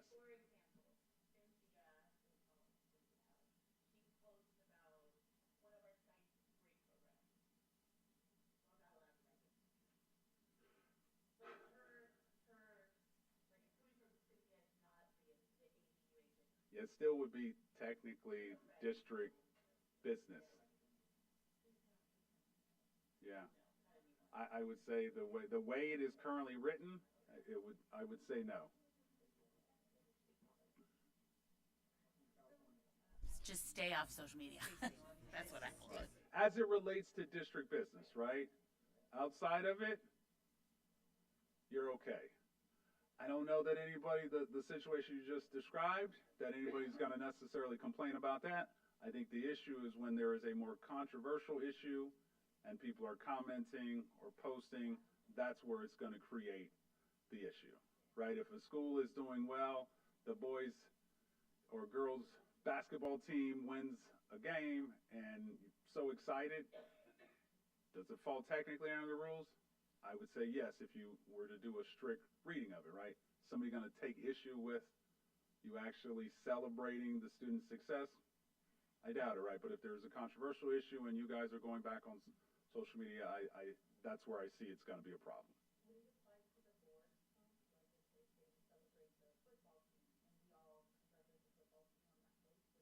Again, it says between you all, so the way it's is if one of you posted and then one of you applied. Doesn't really talk about third party. However, the district is official business, so I could see someone making that a part of the rule. Not the bearer of good news with that one. So permissible online activity by board. You may have individual contacts or conversations with non-board members and individual contacts and conversations with board members, not on social media platforms. So you know, it's okay to just pick up the phone and have a conversation, or have a cup of coffee and have a discussion. And you may discuss and interact on matters outside, matters that are outside the scope of district business, right? So somebody's birthday, somebody's kids are doing well, all of that is fair game, right? It's the things that fall within the scope of district business, right? So a little bit of a chart here. Member A responds to resident posted question. That is okay. Member B responds to member A's response. Can't do it. Member B responds to the same resident's posted question. Yes, as long as there is not a reference or in response to member A. Member A responds to the post by the agency or the district. That is okay. So that's what you were asking about, Cynthia. That is deemed to be okay. Member A comments on member B's post about agency business. You can't do that. So that's where if you say the district posts something, you say yes, someone else can't comment on your comment, right? They might post their own congratulations, but they can't piggyback off of. Member A likes member post sharing the birth of a grandchild. This is okay. We can still be humans and enjoy life. All right. Yes.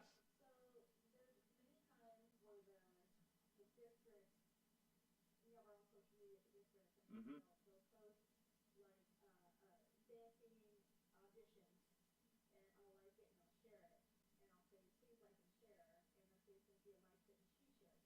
So she should like it directly from the district, not from you.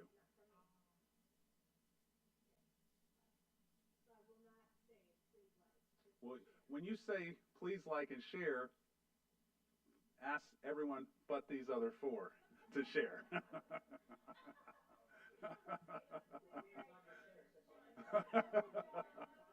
Just to be safe, right?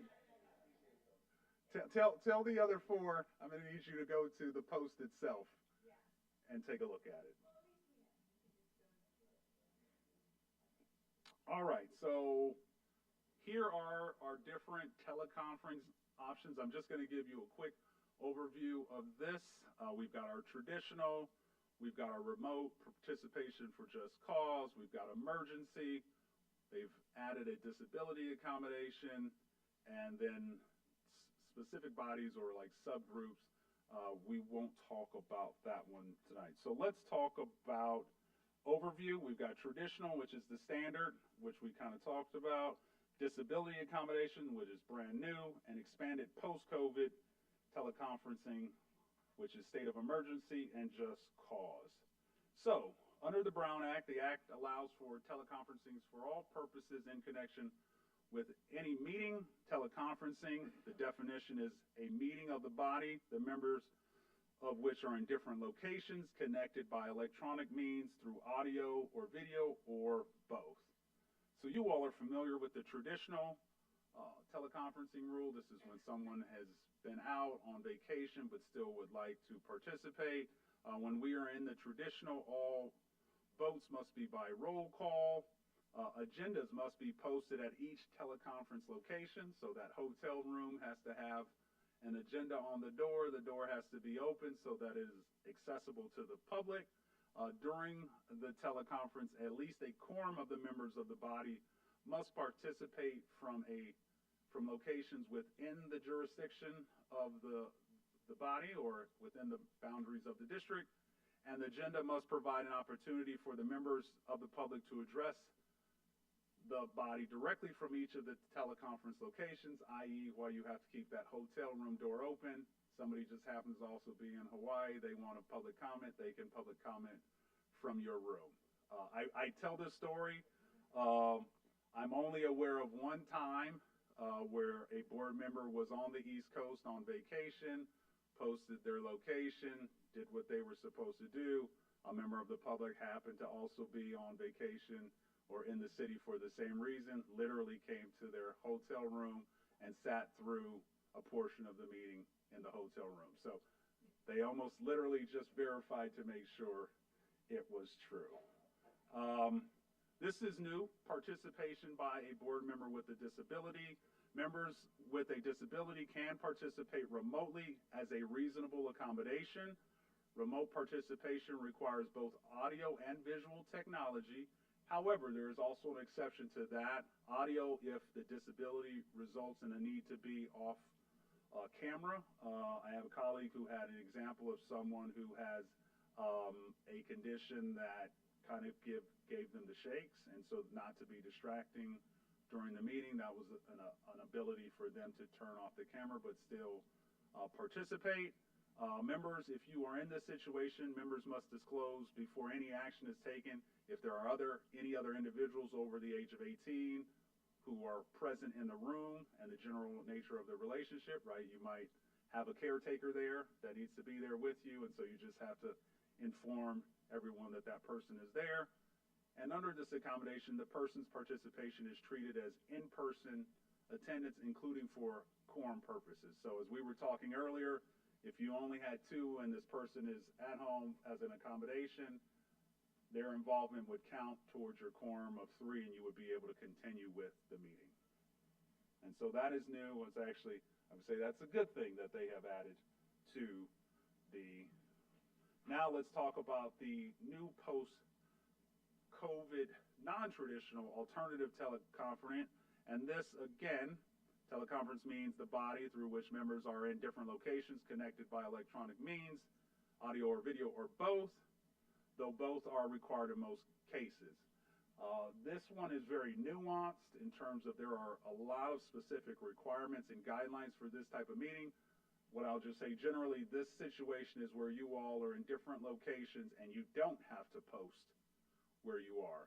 But in order to do that and for that type of meeting to occur, there are a lot of specific requirements and guidelines that must be in place, including how we allow public comment to occur. And so if this is something that the board want to do at some future point, I would recommend we have a more detailed and nuanced conversation about that. SB 707 also has the state of emergency. So we are allowed to teleconference during what is a proclaimed state of emergency or a local emergency. A local emergency is one that is declared by the city or the county, requires a majority vote finding that because of this emergency, meeting in person would present imminent risk to health and safety of attendees, not only yourselves, but staff as well as the public. If an emergency remains active, the board must make findings every 45 days that the emergency still exists so that you could continue to engage in teleconferencing. Obviously, this is the result of COVID, and so they learned of, hey, if it's going to continue, people are going to need to continue to engage in teleconferencing and remote meetings.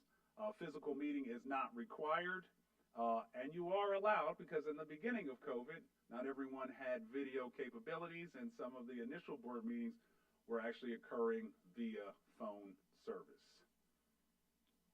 Let's talk just cause teleconferencing meetings. So, a quorum of the board must be located in a single physical location. The location of the quorum of the meeting must be identified on the agenda, be open to the public, and within the jurisdictional boundaries of the district. The board member who needs to participate in teleconferencing because of just cause must notify the board at its earliest opportunity to participate remotely for just cause, including a brief description as to why the member must join remotely. The remote member must also have both visual and audio technology, and there is a prohibition on how many times a board member may use just cause to participate remotely. Again, this is where you would not be providing your address and location. This is considered non-traditional teleconferencing. You all meet once a month, and so you would only be in a situation where you could use just cause 2 times per year. Emergency circumstances, as I said, we just went over, is now a separate basis from just cause. And the minutes must reflect the legal grounds authorizing the remote participation for the board member. And so here are the basis for just cause. And so it is child care, caregiving need of a child, parent, grandparent, grandchild, sibling, spouse, or domestic partner, contagious illness related to a physical or mental condition, travel while on official business of the board or another agency, immunocompromised child, parent, family member, you see the list, a physical or family medical emergency, military service obligations because under official written orders of the National Guard or the military reserve that require the member to be outside, 50 miles outside of the boundaries. So this is the list. If something happens here, you have to tell the board president as soon as you know these circumstances exist. The basis, obviously not the description of your a medical emergency, but just that there was a medical emergency for the board members has to be listed on the minutes, and then you would be allowed to participate remotely, again, without having to identify your location, post the agenda, and have an open door policy. Yes, ma'am.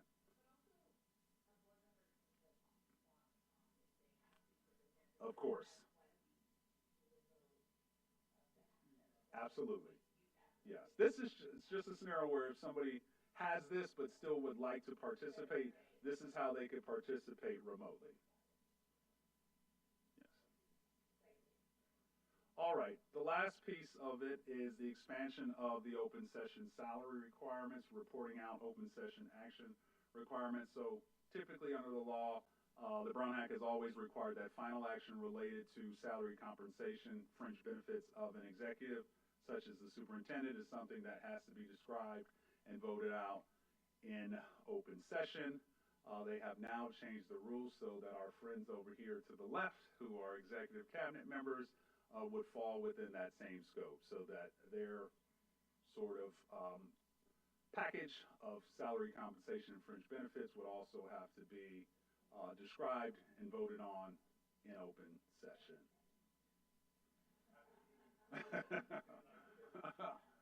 All right, and that is the quick version of SB 707. Do we have any questions? Can you all unfriend me on Facebook? Yes.